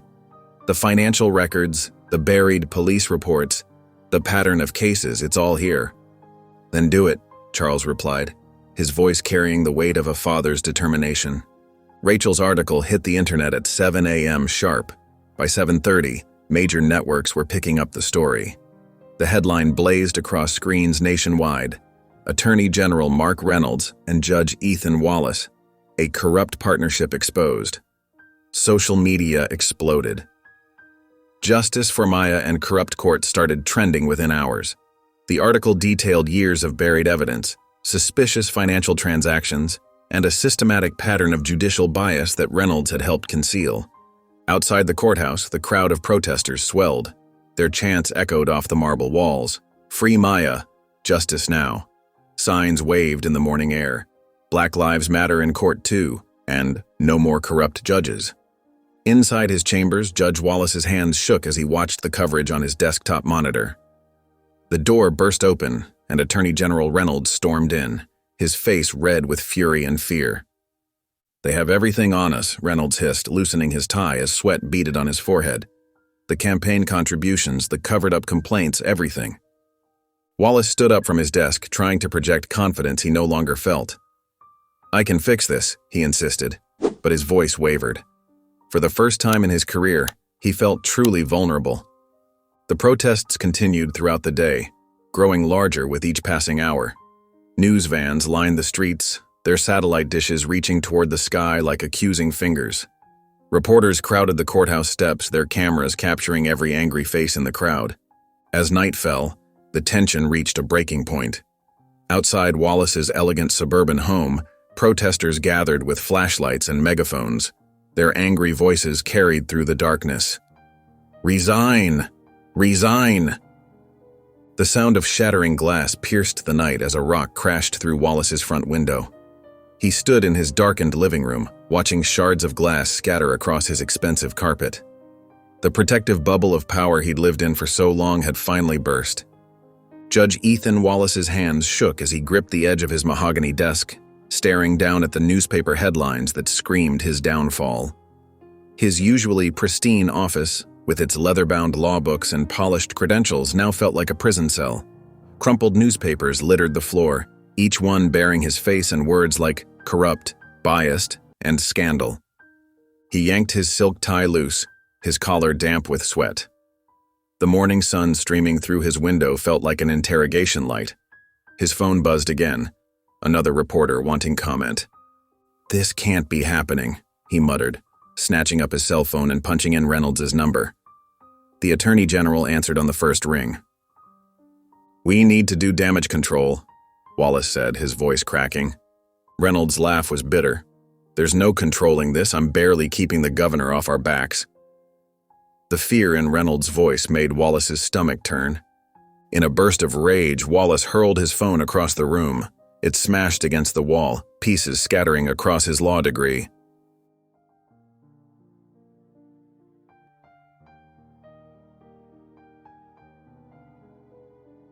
Outside his window, the crowd of protesters grew larger by the minute. Their chants echoed through the thick courthouse walls. "Justice for Maya! Wallace must go!" Signs bobbed up and down like angry waves. "Black Lives Matter more than white privilege," and how many others. Rachel Lynn's latest article hit like a sledgehammer. Wallace-Whitmore connection. Money trail reveals years of corruption. The detailed financial records Marcus Reed had uncovered left no room for denial. Wallace's secretary buzzed in. "Sir, the governor's office is on line 1. He ignored it, watching as another email notification popped up on his computer screen. Marcus Reed had leaked internal correspondence showing Wallace's pattern of dismissing appeals from minority defendants. The evidence was damning, irrefutable. His phone list, once filled with powerful allies, yielded nothing but voicemail messages and apologetic secretaries. "Senator Thompson is in a meeting. Judge Martinez cannot be reached. Commissioner Blake sends his regrets." The protesters' chants grew louder. Wallace peered through his blinds at the sea of angry faces below. News vans lined the street, their satellite dishes reaching toward the sky like accusing fingers. His hands trembled as he reached for his resignation letter. The words blurred before his eyes as he typed, "I, Judge Ethan Wallace, hereby resign from my position." The walk to the courthouse steps felt like a death march. Each step echoed with the weight of his fallen career. Cameras flashed like lightning bolts as he approached the podium, the crowd's angry roar washing over him. The courthouse buzzed with nervous energy as Maya Johnson was led through the heavy wooden doors. Her orange jumpsuit stood out against the polished marble floors, but her head remained high. Reporters' cameras flashed, capturing every moment. Charles Johnson sat in the front row, his face a mask of calm determination. When Maya passed by, he reached out and squeezed her hand. "This is the day, sweetheart." Maya managed a small nod, but her heart pounded with fear and hope. Judge Lisa Carter entered the courtroom, her black robes flowing as she took her seat. Unlike Wallace's cold stare, her eyes were sharp but kind as she surveyed the packed room. "Let's begin," she said firmly. The new evidence was overwhelming. Security footage from different angles showed Savannah Whitmore clearly planting the necklace in Maya's bag. Financial records revealed the Whitmore family's payments to Wallace. Witness statements confirmed Savannah's history of false accusations. Prosecutor Robert Delaney could barely meet Maya's eyes as he stood. "Your Honor, in light of the new evidence, the state has no argument to maintain these charges." Rachel Lynn sat in the press section, her pen flying across her notepad. The story of corruption and redemption unfolded before her eyes. Judge Carter reviewed the documents carefully, taking her time. The courtroom held its breath. When she looked up, her voice rang clear and strong. The evidence before me shows not only Maya Johnson's innocence but a disturbing pattern of corruption that allowed this injustice to occur. The conviction of Maya Johnson is hereby overturned. All charges are dismissed." The courtroom erupted in applause and cheers. Maya's hands flew to her face as tears streamed down her cheeks. Charles wrapped his arms around her, his own eyes glistening. Outside on the courthouse steps, Maya stepped into the bright sunlight, finally free. Camille rushed forward, enveloping her daughter in a tight embrace. Mother and daughter clung to each other, both crying tears of joy and relief. The handcuffs were gone. The orange jumpsuit was gone. Maya Johnson was free, and justice had finally prevailed. The morning sun filtered through the courthouse windows, casting long shadows across the floor, where Judge Ethan Wallace sat in his orange jumpsuit. His hands trembled slightly as he gripped the edge of the defendant's table. The irony wasn't lost on anyone. The man who once wielded the gavel now faced judgment himself. Charles Johnson watched from the gallery, his face unreadable. Next to him, Marcus Reed thumbed through a thick folder of evidence they'd gathered. The courtroom was packed, with reporters scribbling notes and former defendants Wallace had sentenced unfairly sitting with quiet satisfaction. The prosecutor stood, straightening his tie. Judge Wallace abused his power, perverted justice, and destroyed lives, he declared, his voice carrying through the hushed courtroom. He turned our justice system into his personal kingdom, where money and race determined guilt or innocence. Wallace's eyes darted around desperately, searching for a friendly face. William Whitmore was conspicuously absent. He'd cut a deal to testify against Wallace in exchange for leniency. Attorney General Reynolds had resigned in disgrace the week before. The powerful allies who once protected him had vanished like morning mist. Judge Lisa Carter studied the evidence carefully, her expression stern. "The evidence before this court is overwhelming," she began. "Mr. Wallace, you have betrayed the sacred trust placed in you as a judge. You have made a mockery of justice." Wallace seemed to shrink in his chair as Judge Carter continued listing his crimes. The systematic bias against minorities, the backroom deals with Whitmore, the countless lives derailed by his corrupt rulings.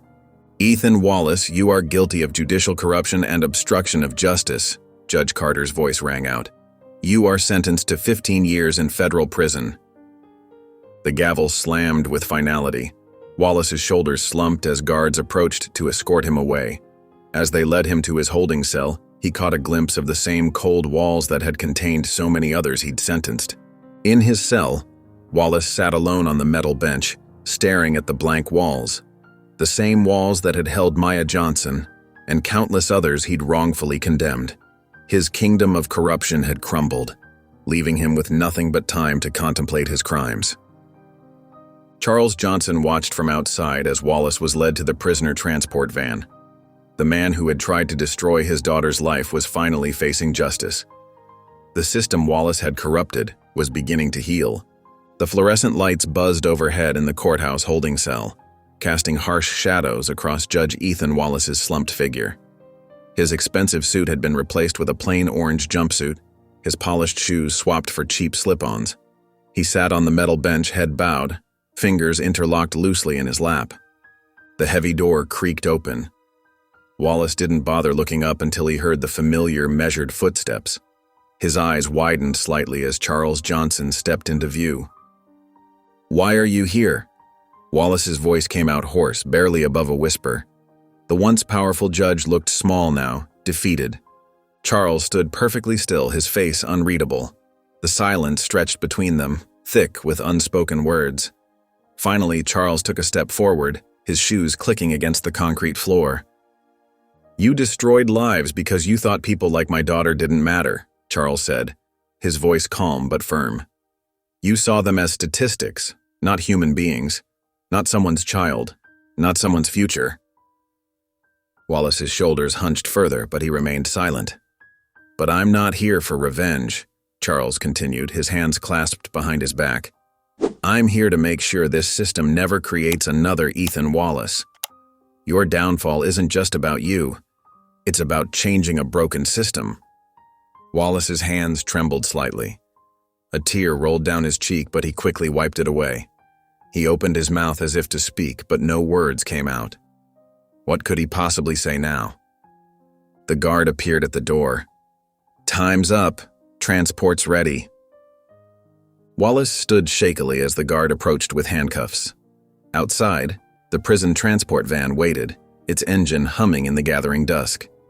The metal doors stood open like a dark mouth, ready to swallow him whole. The guards led Wallace across the parking lot. Each step brought him closer to his new reality, 15 years behind the same bars he'd so carelessly sentenced others to. The van's doors slammed shut behind him with a final echoing clang. Justice had finally been served. Sunlight streamed through Maya's bedroom window, casting a warm glow across her familiar walls. The Yale brochures on her nightstand caught the morning light, their glossy pages a reminder of dreams temporarily put on hold. Maya blinked slowly, taking in every detail of her room: the soft purple comforter, the stack of law books on her desk, the family photos lining her walls. After more than a year of waking up to cold cement and metal bars, being in her own bed felt almost surreal. A gentle knock preceded Camille's appearance at the door. Tears welled in her eyes as she took in the sight of her daughter. "Morning, sweetheart," she said, her voice trembling slightly. Maya managed a small smile. "Morning, Mom." Charles appeared behind Camille, his usually stern expression softening as he looked at Maya. "How do you feel?" Maya took a deep breath, letting it out slowly. "Like I have my life back." Camille couldn't help herself. She rushed to Maya's bed, wrapping her in yet another tight hug. Maya leaned into her mother's embrace, feeling the warmth she'd missed for so long. Later that morning, Marcus Reed stopped by, carrying a stack of newspapers. He spread them across the kitchen table. Headlines about Wallace's conviction dominated the front pages. "You're a symbol now, Maya," he explained, pointing to various articles about judicial reform. "People are talking about real change. Your case opened a lot of eyes." Maya traced her finger over one of the headlines, her expression thoughtful. Her phone buzzed. Another message from Rachel Lynn requesting an interview.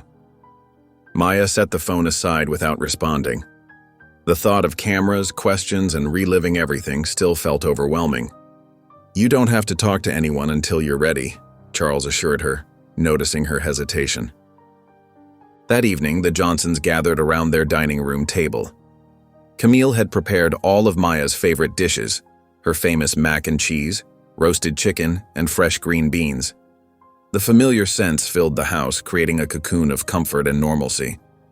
As they passed dishes around the table, Maya caught glimpses of her parents watching her, Camille's eyes still misty, Charles's gaze protective and proud. The weight of the past year hung in the air, but with each bite, each small moment of normalcy, it seemed to lift ever so slightly. Maya cut into her chicken, savoring the taste of real home-cooked food. Through the window, she could see the sun setting, painting the sky in shades of pink and orange, colors she'd only been able to imagine during her time behind bars. The simple freedom to watch a sunset from her own dining room felt like an incredible gift. Despite the comfort of being home, Maya felt a restless energy she couldn't quite shake.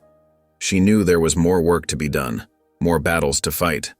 But for now, she focused on this moment, sitting with her family, eating a proper meal, being free. Maya sat in the Johnson family's backyard, her eyes fixed on the endless blue sky above.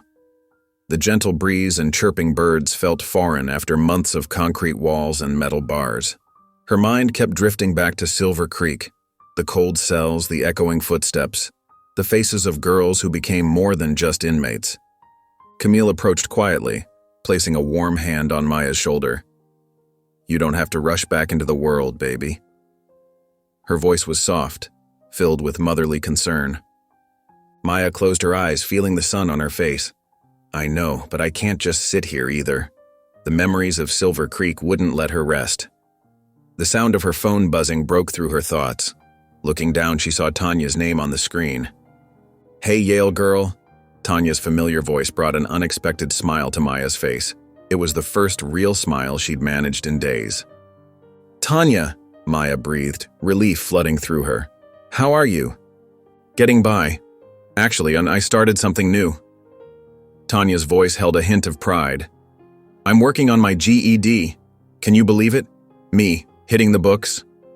Maya's smile grew wider. "That's amazing, Tanya." "Yeah, well," Tanya paused. "You made me see I could be more than what everyone said I was. The way you carried yourself in there, how you helped others, it showed me there's always a choice." After the call ended, Maya found her father watching her from the patio door. She stood up, a new certainty in her steps. "Dad, I want to help people like Tanya. There are so many girls in there who just need someone to believe in them." Charles nodded slowly as if he'd been expecting this all along. His eyes held understanding and pride. Later that night, Maya sat cross-legged on her bed, pulling out an old Yale application from her desk drawer. The familiar blue and white logo stared back at her. She ran her fingers over the pages, remembering her old dreams of becoming a lawyer. Those dreams hadn't died in Silver Creek. They'd transformed into something deeper, more purposeful. She placed the application on her nightstand next to the photo of her family. The girl who'd first filled out that application was gone, replaced by someone stronger, someone who understood the true meaning of justice and compassion. Maya walked through the glass doors of the Legal Aid Center, her heart pounding against her ribs. The office buzzed with activity, lawyers carrying stacks of files, phones ringing, and determined voices discussing cases. Marcus Reed stood beside her, his familiar presence keeping her grounded. "This way," Marcus said, leading her past cubicles filled with busy attorneys. Maya noticed the pictures on their walls, smiling families reunited, newspaper clippings of overturned convictions. This was where real change happened. In a conference room, 3 civil rights attorneys sat waiting. Their faces lit up when Maya entered. Marcus made the introductions. "Maya, these lawyers want to hear your story," Marcus explained. "They think it could help other wrongfully convicted youth."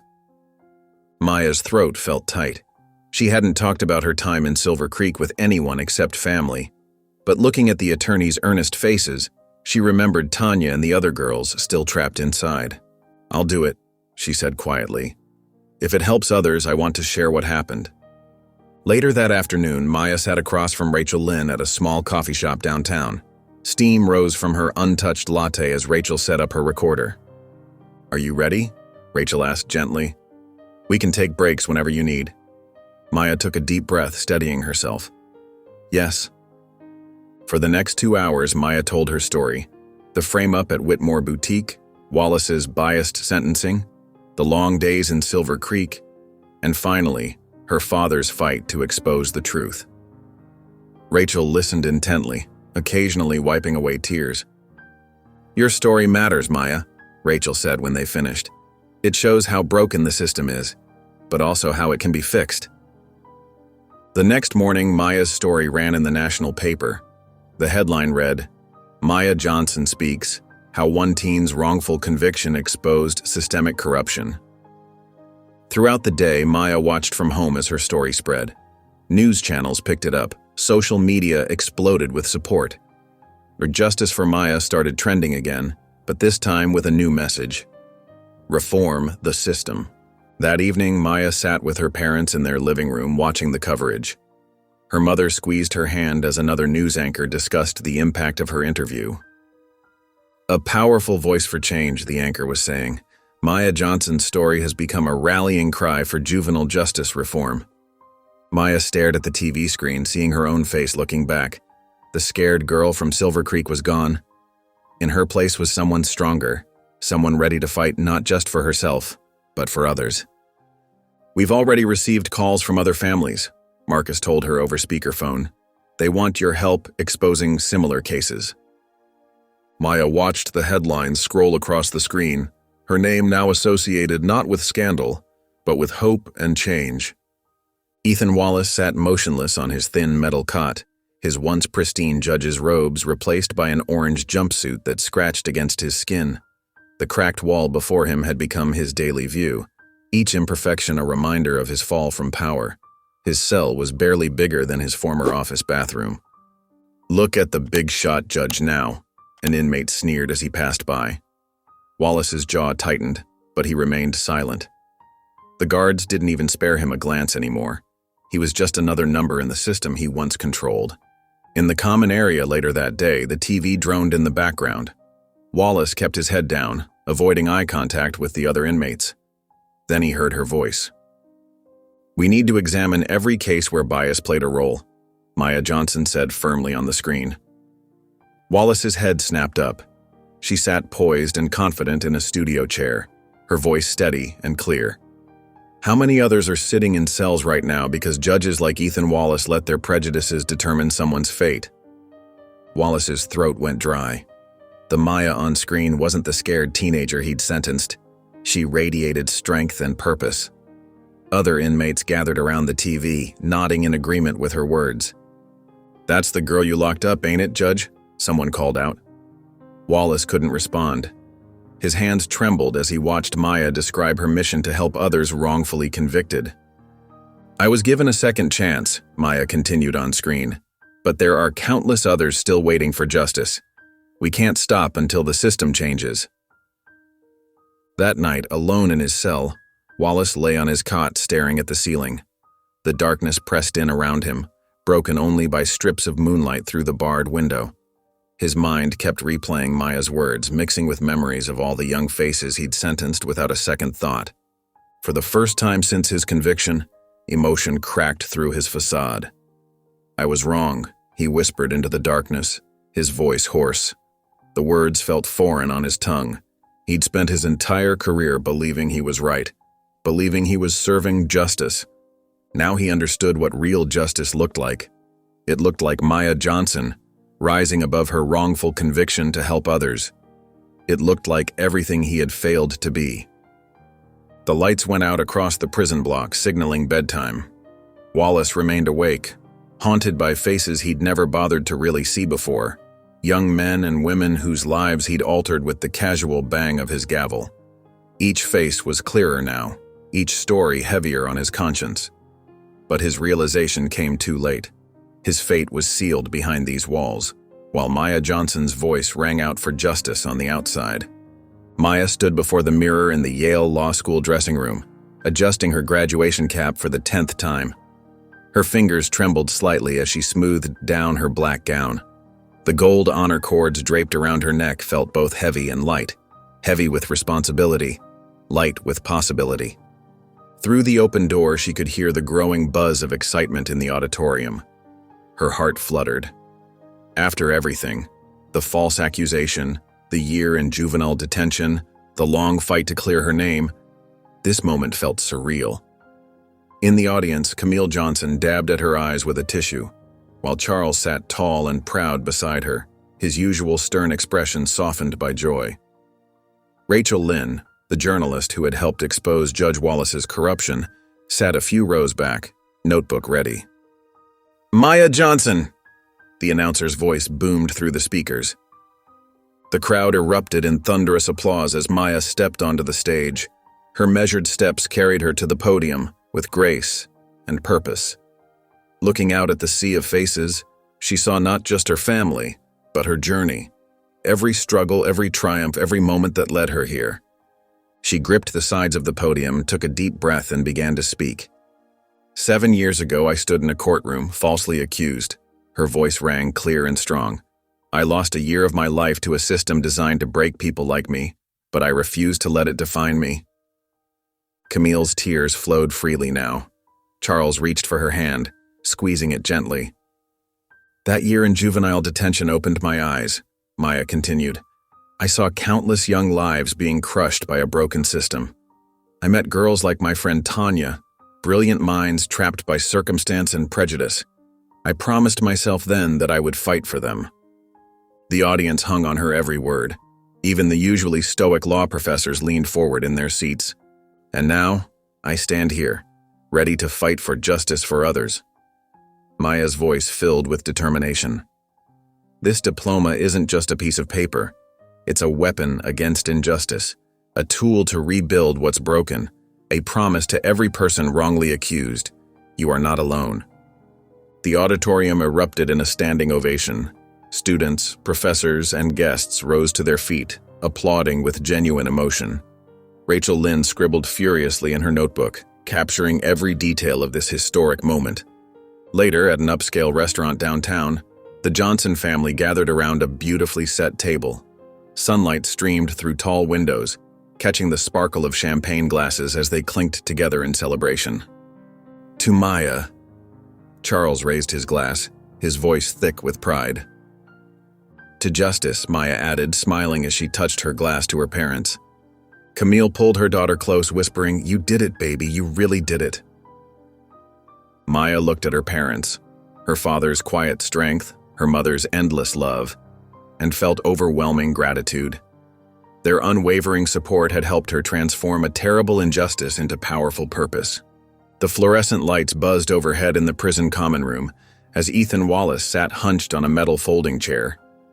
His orange jumpsuit hung loose on his frame. He'd lost weight since his sentencing. The TV mounted on the wall flickered with the morning news. "And in other news, Maya Johnson graduates from Yale Law School today," the anchor announced cheerfully. Johnson's wrongful conviction 5 years ago sparked nationwide reforms in the juvenile justice system. Wallace's hands began to tremble as Maya's graduation photo filled the screen. Her smile was radiant, her eyes full of determination and hope. The same eyes that had pleaded with him for mercy years ago, when he'd coldly sentenced her to juvenile detention. "Hey, ain't that your girl, Judge?" sneered an inmate named Rico, emphasizing the word judge with mocking disdain. "The one you tried to lock up forever?" Other inmates gathered around, grinning at Wallace's discomfort. He kept his eyes fixed on the TV, jaw clenched tight. "Look how far she went," another prisoner chimed in, "while you went nowhere but down." Wallace's shoulders tensed as quiet laughter rippled through the room. He remembered how it felt to sit high on his bench, looking down at defendants like these men.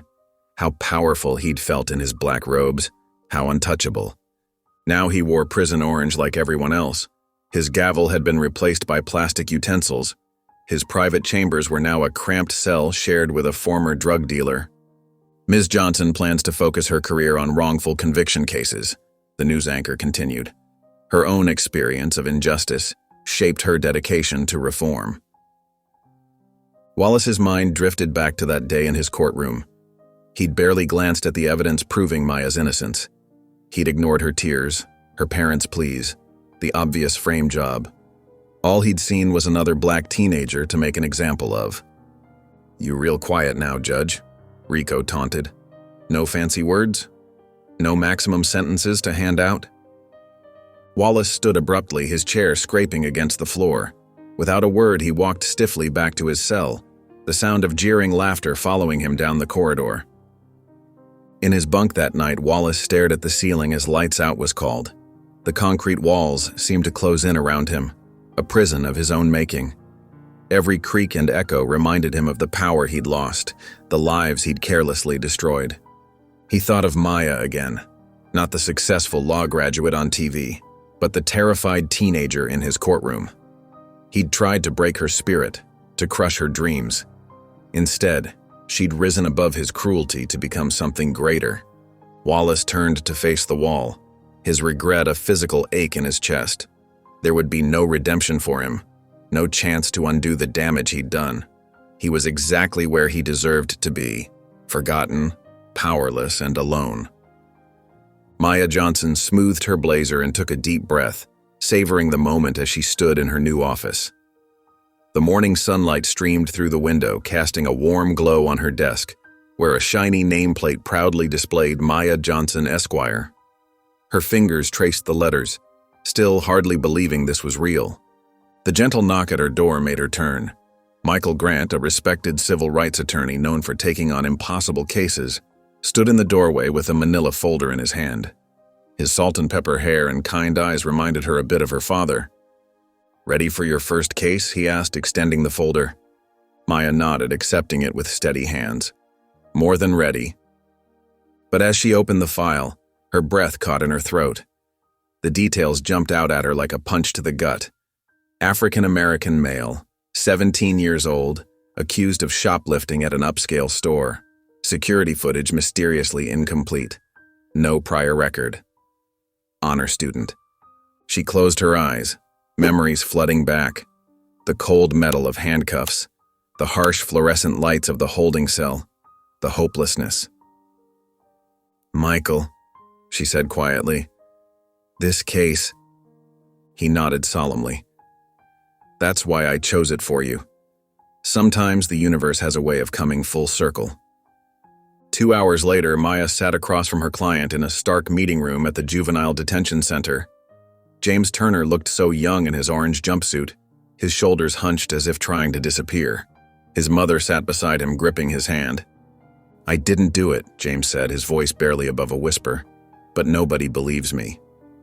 Maya leaned forward, meeting his eyes directly. "Neither did I."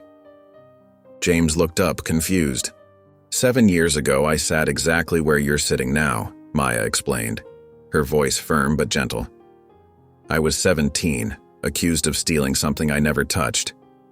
They put me in juvenile detention for a year before the truth came out." Mrs. Turner gasped softly. James straightened in his chair, really looking at Maya for the first time. "What happened?" he asked. "A corrupt judge and a broken system tried to destroy my life," Maya said. "But instead of breaking me, it gave me purpose. I became a lawyer to make sure what happened to me never happens to anyone else." She opened the case file. "And I'm going to make sure it doesn't happen to you." Back in her office that evening, Maya spread the case documents across her desk. She studied the security footage timestamps, noting the convenient gaps. She reviewed witness statements, finding the same pattern of bias she'd experienced. Her phone buzzed, a text from her father. "Proud of you, sweetheart." Maya picked up James's intake photo, determination settling deep in her chest. The system had tried to break her, but instead, it had forged her into a weapon against injustice. She was no longer that helpless 17-year-old girl. She was Maya Johnson, Esquire, and she was ready for battle. Maya Johnson smoothed her blazer and took a deep breath, savoring the moment as she stood in front of the massive crowd. The autumn breeze carried their chants across the courthouse steps where she'd once stood in handcuffs. Now she stood tall, a beacon of hope for countless others. "Maya, Maya, Maya," the crowd's energy was electric. Signs bobbed up and down. "Reform now. Justice for all. End systemic bias." She gripped the podium, her voice clear and strong. "We have seen what happens when the system fails the innocent, but today we take another step toward justice." The cheers grew louder, echoing off the courthouse walls. "5 years ago, I stood in chains where you're standing now," she continued. "A corrupt judge tried to destroy my life. But he didn't just hurt me. He hurt hundreds of others. Today we say, never again." The crowd roared their approval. In the front row, she spotted familiar faces from her advocacy work. Mothers whose children had been wrongly convicted, teenagers who'd faced unfair sentences, activists who'd fought alongside her. Across town in a dingy halfway house common room, Ethan Wallace sat hunched in front of a small TV. His prison uniform had been replaced by threadbare civilian clothes, but his eyes held the same haunted look they'd developed behind bars. He watched Maya on screen, her presence commanding and powerful. His hands trembled slightly as he reached for a notepad. He'd drafted dozens of letters to her over the years, all unsent, all inadequate. What could he possibly say to the young woman whose life he'd tried to destroy? The TV showed Maya hugging supporters, her smile bright and genuine. Wallace crumpled his latest attempt at a letter and tossed it in the trash. He didn't deserve forgiveness, and she didn't owe him anything. For the first time, the full weight of his actions crushed down on him.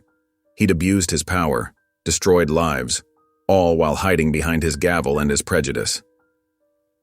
Back at the rally, Maya wrapped up her speech to thunderous applause.